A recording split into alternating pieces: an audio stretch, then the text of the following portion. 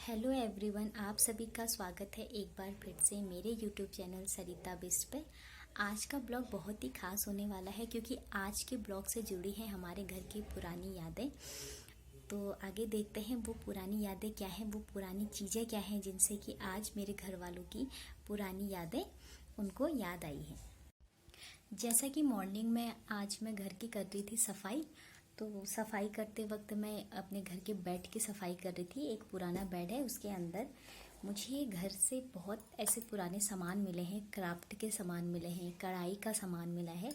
तो मैं उनको निकाल के बाहर ले आई, मतलब मैंने उनको बाहर निकाला तो मैंने मम्मी को दिखाया तो वो बहुत खुश हुई और उन्होंने मुझे बताया कि ये उन्होंने बनाया है अपने हाथों से, काफ़ी टाइम दिया है इनको, मतलब इनको बनाने में, और उनको काफ़ी शौक था इनको बनाने का। तो वो मुझे इनके बारे में बता रही थी कि मैं कैसे इन पे वर्क करती थी, कितना मैंने इनको वक्त दिया, मतलब उनको ये सब करना अच्छा लग रहा था, मतलब अच्छा लगता था ये कढ़ाई बुढ़ाई करना।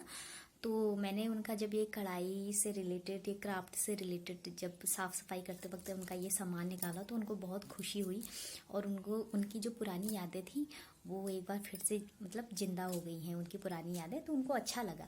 तो मैं भी आपको दिखाती हूँ वो सामान क्या है और उन्होंने किस तरीके से उनको उसको डेकोरेट किया, कैसे उन्होंने बनाया ये क्राफ्ट का सामान, तो मैं आपको दिखाती हूँ। सो मुझे कुछ इस तरीके का ये क्राफ्ट मिला था, मतलब बहुत सारे क्राफ्ट थे तो उसमें से कुछ इस तरीके का ये क्राफ्ट निकला हुआ है। तो मैंने मम्मी से पूछा कि ये क्या है, मतलब किस चीज़ का क्राफ्ट है। तो उन्होंने मुझे बताया कि ये कुछ फ्लावर सा है, मतलब दीवार पे इसको लगा दो तो काफ़ी सुंदर लगता था। और ये मतलब उस टाइम पे बहुत ज़्यादा चलते थे, मतलब लोगों को शौक़ होता था इन सबको बनाने का। तो ये अच्छे भी लगते थे, दीवार पे इनको ऐसे टांग दो और इनमें बहुत सारे मतलब कीज़ वगैरह भी लग सकते थे और काफ़ी सारी चीज़ें मतलब हैंग करने के लिए काम आते थे। तो ये कुछ इस तरीके से ये फ्लावर टाइप का कुछ बनाया है मम्मी ने। तो दीवार पे काफ़ी अच्छे लगते हैं, इसमें ये मोती से बने हैं, बारीक बारीक मोती हैं इनमें, आप देख रहे होंगे, काफ़ी सुंदर लग रहा था। इसके बहुत सारे पीसेस बने पड़े हैं, जैसे कि आप देख रहे हैं ये काफ़ी हैं, बहुत ज़्यादा पीसेस हैं, कम से कम 6 या 7 के आसपास हैं। तो पहले टाइम में मतलब 15 से 20 साल पहले काफ़ी चलते थे ये लोग, औरतें काफ़ी इन पर वर्क करती थी, मतलब काफ़ी शौक़ होता था सबको ये चीज़ें बनाने का। लेकिन धीरे धीरे समय जैसे बढ़ रहा है तो ये सब अब नहीं कर पा रहे हैं सब, क्योंकि इन चीज़ों को बनाने में काफ़ी टाइम लगता है, काफ़ी मेहनत लगती है। तो अब लोग नहीं बना पाते हैं ऐसी सब चीज़ें, लेकिन ये क्रिएटिविटी काफ़ी बारीक होती है और इनमें काफ़ी ज़्यादा टाइम लगता है, तो दिखने में ये काफ़ी सुंदर लगती है। और दूसरा क्राफ्ट मुझे ये कुछ इस टाइप का मिला, कुछ अच्छा मिला, पर ये क्या है मुझे नहीं पता। लेकिन मुझे यहाँ तक याद है कि जब मैं हाई स्कूल में थी तब होम साइंस के प्रैक्टिकल में ये चीज़ें दी जाती थी बनाने के लिए। तो मैंने भी इन पे वर्क किया था, बट मुझे आया नहीं ये सब बनाना, क्योंकि इंटरेस्ट नहीं हो पाता था इनको बनाने का। लेकिन ये सब भी मम्मी ने बना रखी है, मतलब ये भी एक तरीके से हैंग ही करना होता है इनको, मतलब दीवार पे हैंग करके रख दिया, तो ये भी काफ़ी सुंदर लगती हैं। मतलब अभी तो ये रेड और ग्रीन का कॉम्बिनेशन के साथ बना रखा है, बट हम इनको बहुत सारे कलर्स के साथ भी बना सकते हैं, तो ये सुंदर लगती हैं। मैंने वैसे इस बार सोच रखा कि इस बार की दीपावली में ये जितने भी क्राफ्ट हैं मम्मी के, ये मैं अच्छे से एक बार वॉश करके तो इस बार दीपावली में घर में इनको अच्छे से डेकोरेट करूँगी। देखते हैं कैसा लगता है, क्या लगता है फिर इस बार की दीपावली में। मुझे दूसरा ये कुछ इस टाइप का कुछ मिला, ये पता नहीं क्या था, तो मैंने फिर पूछा कि ये मतलब ये क्या चीज़ है।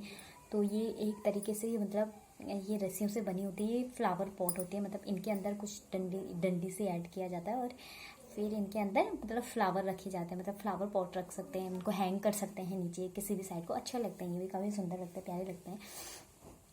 तो ये सब क्राफ्ट का सामान मैंने आज निकाला, तो मतलब ये सोच लो कि आज की थोड़ा पुरानी यादें ताज़ी होगी। ये मैंने आपको पहले दिखाई दिया था, फर्स्ट टाइम में दिखाया था कि इनमें मतलब मोती से बनी ये चीज़ें हैं, ये भी हैंग करने के लिए होता है। इसमें सबसे अच्छी चीज़ ये है कि मतलब हम इसको दीवार पे जब हैंग करते हैं तो इनमें हम मतलब चाबी होती है, चाबी वगैरह टांग सकते हैं इसमें, तो एक जगह पे चाबियां कहीं फैले ना, तो एक जगह पे रख सकते हैं, तो वो इधर उधर नहीं जाती। तो एक चीज़ ये थी।